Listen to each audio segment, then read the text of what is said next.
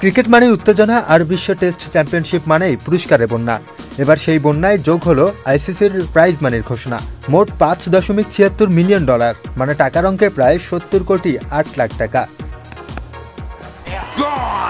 এবারে test championship 2023-25 আসরের জন্য পুরস্কারের পরিমাণ এবার সত্যিই চোখে পড়ার মতো বেড়েছে। চ্যাম্পিয়ন দল পাবে $3.6 মিলিয়ন, যা বাংলাদেশি টাকায় প্রায় 44 কোটি। আগের আসরে যেখানে এই অঙ্ক ছিল $1.6 মিলিয়ন, সেখানে এবার তা দ্বিগুণেরও বেশি। অপরদিকে রানার্স আপ দলের জন্য নির্ধারিত হয়েছে $2.16 মিলিয়ন, আর তৃতীয় স্থানে থাকা ভারতীয় দল পাবে $1.44 মিলিয়ন। অন্যদিকে সপ্তম ও অষ্টম স্থানে থেকে আসর শেষ করা বাংলাদেশ ও ওয়েস্ট ইন্ডিজ দল পাবে যথাক্রমে প্রায় 8.5 কোটি ও 7.5 কোটি টাকা। পয়েন্ট টেবিলের শীর্ষে থাকা দক্ষিণ আফ্রিকায় 69.44% পয়েন্ট নিয়ে প্রথম দল হিসেবে ফাইনালের টিকিট নিশ্চিত করেন। বর্ডার গাভাস্কার ট্রফিতে ভারতের বিপক্ষে জয়ের মাধ্যমে দ্বিতীয় দল হিসেবে ফাইনালে জায়গা করে নেয় অস্ট্রেলিয়া।